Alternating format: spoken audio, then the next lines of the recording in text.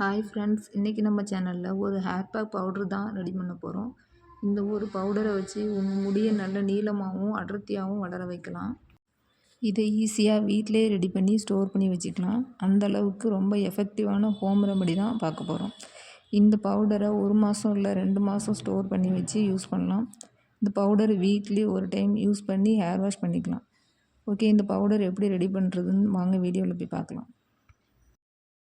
இந்த powder ready பண்ணுறதுக்கு first நான் எடுத்துக்கிட்டது பச்சை பாசி பயிறு தான். இதில் விட்டமின்ஸ் அதிகமாக இருக்குது. இது ஹேர் பேக்காக யூஸ் பண்ணும்போது நம்ம ஸ்கேல்பை ஸ்ட்ரென்தன் பண்ணி நியூ ஹேர் க்ரோத்துக்கு ஹெல்ப் பண்ணும். ரெண்டாவதாக எடுத்துக்கிட்டது வெந்தயம். வெந்தயம் நம்ம ஹேர் நல்லா ஸ்ட்ரென்தன் பண்ணி ஹேர் லாஸை ரெடியூஸ் பண்ணும். ஹேர் லாஸை கண்ட்ரோல் பண்ணி டேண்ட்ரஃப் ஃப்ரீயாகவும் வச்சுருக்கோம். மூணாவதாக எடுத்துக்கிட்டது கருஞ்சீரகம். இது நம்மளோட முடியை கருமையாக வைக்கிறதோடு மட்டும் இல்லாமல் ஹேர் லாஸை கண்ட்ரோல் பண்ணும், இளநரையும் வராமல் தடுக்கும். நாலாவதாக எடுத்துக்கிட்டது அரிசி. பச்சரிசியை தவிர வேறு எந்த அரிசி வேணாலும் எடுத்துக்கலாம். அரிசி ஹேரை ஷைனிங் பண்ணுறதுக்கும் ஹேர் நல்லா ப்ரொடக்ட் பண்ணுறதுக்கும் ஹெல்ப் பண்ணும். இப்போ இந்த பவுடர் ரெடி பண்ணுறதுக்கு ஒரு பவுலில் 1 கரண்டி அளவுக்கு கருஞ்சீரகம் சேர்த்துக்கிறேன்.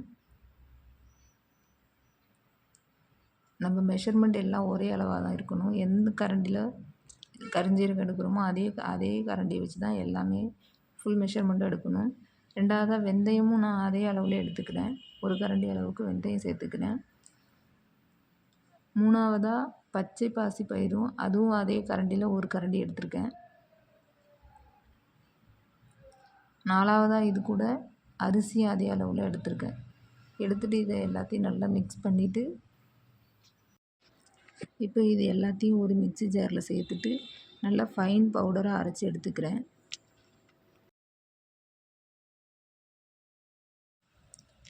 ஓகே, அரைச்சி எடுத்தாச்சு. பாருங்கள், நல்ல ஃபைன் பவுடராக அரைச்சி வந்திருக்கு.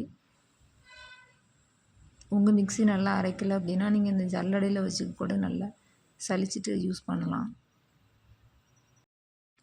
இப்போ நான் இந்த பவுடரை ஒரு பிளாஸ்டிக் டப்பா அப்படின்னா ஒரு ஏர்டைட் கண்டெய்னரில் ஸ்டோர் பண்ணி வச்சுக்கிறேன்.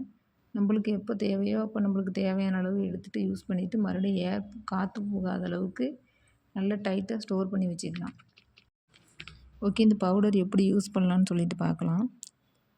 ஒரு பவுலில் எடுத்து தேவையான அளவு பவுடர் எடுத்து அதுக்கு தேவையான அளவு தண்ணி சேர்த்து நல்லா மிக்ஸ் பண்ணிக்கலாம். இதை திக்காக மிக்ஸ் பண்ணவே கூடாது, லிக்யூடாக தான் மிக்ஸ் பண்ணணும். ஏன்னா இதில் வெந்தயம், பச்சை பயிறு இதெல்லாம் சேர்த்துருக்கிறதுனால சீக்கிரமாகவே திக்காயிடும். ஸோ அதனால் நம்ம மிக்ஸ் பண்ணும்போது லிக்யூடாக மிக்ஸ் பண்ணணும்.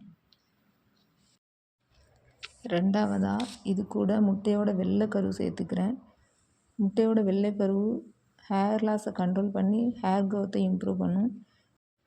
இது நீங்கள் அப்படியே வச்சுட்டு 10 நிமிஷத்துக்கு அப்புறம் ஹேரில் அப்ளை பண்ணலாம். இந்த ஹேர் பேக் அப்ளை பண்ணுறதுக்கு முன்னாடியே நீங்கள் தலையில் நிறைய ஆயில் வச்சுருக்கணும்.